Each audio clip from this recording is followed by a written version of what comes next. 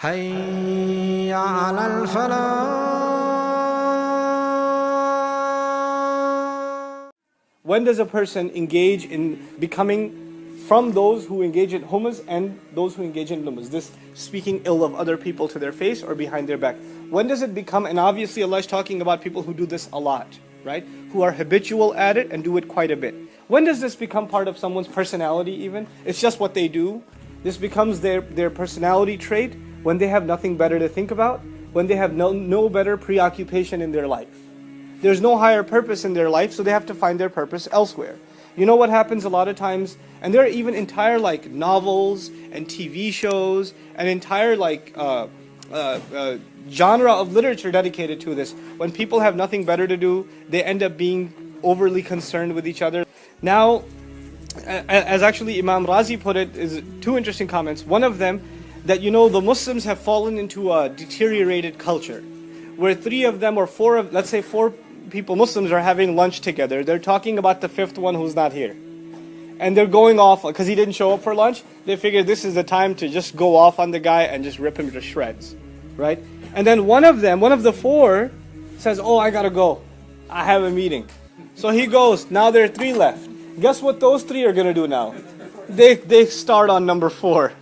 Yeah, he's a good guy, but let me tell you. And then they start on him.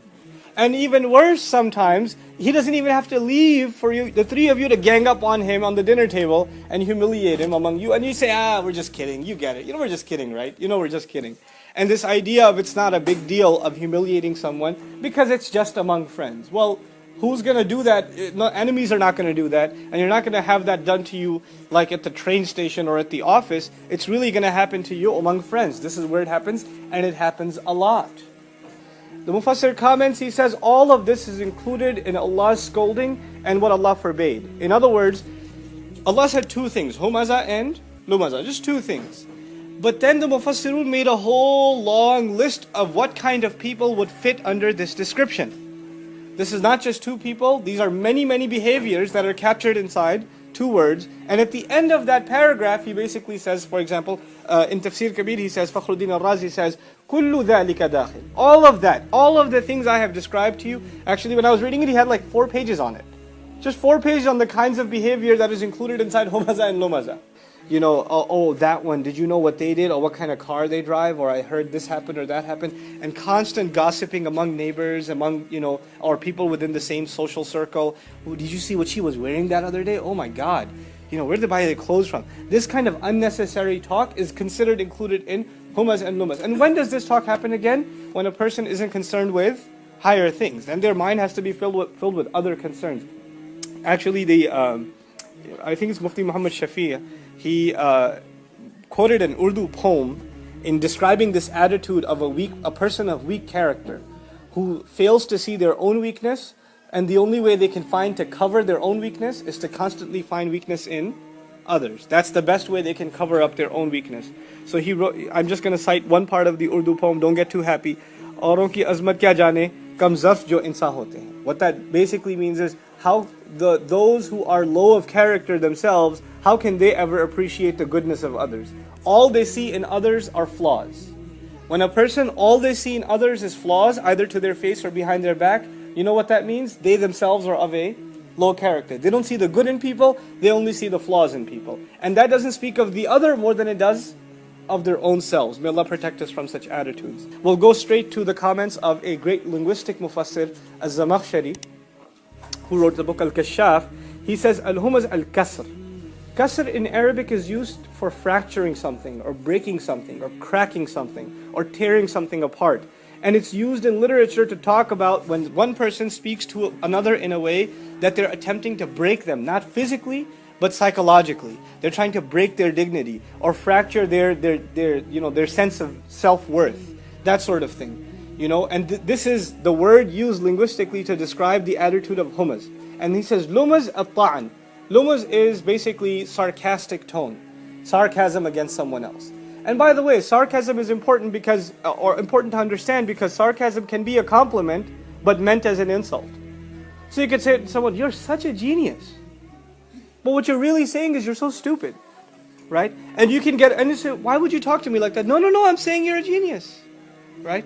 And so they feel like, no, they didn't do anything wrong and they can cover their tracks, but really Allah Azza wa Jalla knows what was meant by them when they said it. And more often than not, the person they are insulting or being sarcastic against also knows. And it's also recorded in their heart. وَنَحْوُهُمَا, and something very similar for you to understand, al-la'na wal-dhahika, meaning cursing someone and laughing at someone, would be included according to Zamakhshari inside humaza. Cursing someone, meaning using foul language against someone, that's al-la'na. Or literally cursing them, like, making dua against them, that sort of thing. And secondly, ad-dhahika, which is to laugh at them, to poke fun at them, and to use a condescending tone. Now, smiling at someone is different, and laughing at someone is different. And I think we're smart enough to know the difference, And a lot of times, what the really expert criminal mind does? They laugh at someone, and then when the person's insulted, you say, "Wow, you don't want me to smile? What's the matter? Do you have something against happiness?" So they have this attitude where they think they can get away with it simply because, they're playing a smart card. So now the comment to understand here is when someone is insulted and they make wail against the person who offended them. But in this surah, that person is not crying wail. Who's actually saying wail? Allah is. Meaning, instead of the makroob, instead of the one who has been anguished using the word wail, Allah comes to his defense. And Allah curses the person who had offended him. SubhanAllah. This is a very serious thing. Who are these people that Allah condemns with wail? Humul masha'una bin namima, Ibn Abbas says. These are the people who walk around, informing and tattling and, ratting out people constantly. And constantly, going around and doing so. Al-mufarriquna bayna al-ahibbah. These are people that cause division between those who love each other. An-na'ituna lin-nas bil-aib. Those who are constantly describing people with flaws. The way they call people and talk about people. Oh, you're talking about that short guy over there? Oh yeah, him, yeah. I mean, the words they use are constantly describing people in a condescending tone. Oh, you're talking about that really annoying one? Yes, I know him. Right? That's how they talk about people. Na'ituna lil-aib. Constantly describing people with flaws. This is again the description of Ibn Abbas radiyallahu ta'ala anhum. وَعْلَمْ أَنَّ جَمِيعَ هَذِهِ الْوُجُوهِ مُتَقَارِبَةً. This is Razi's commentary. Know that all of these facets, all of these different descriptions that are being offered are very close to one another. راجعة إلى أصل واحد. They all come back to one essential concept. وهو الطعن, and that's condescending sarcasm. وإظهار العيب, and to expose somebody's flaws.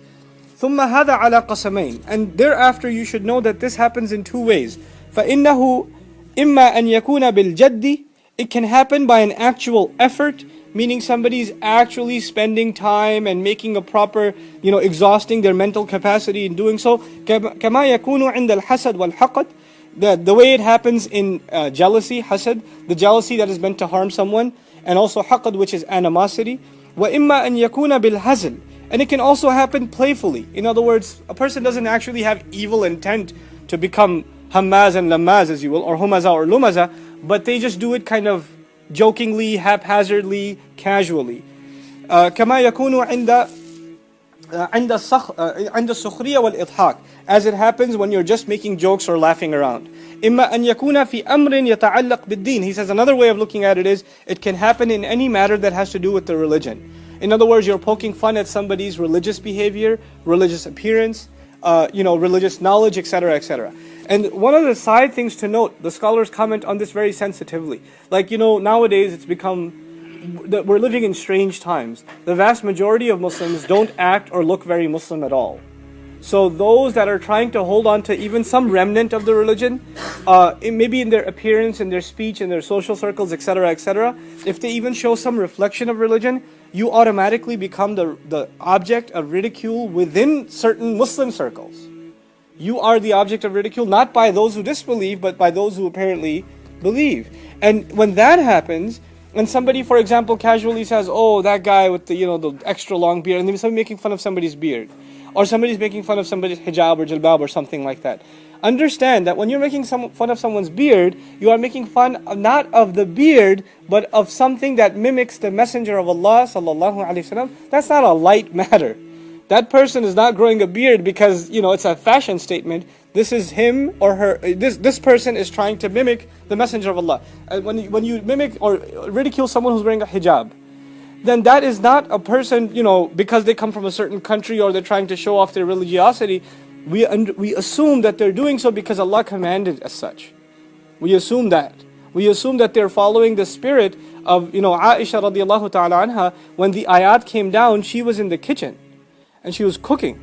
And she heard the messenger walking towards the house, and through the window she heard the ayat of hijab come down, and she tore her apron off and covered her head right away.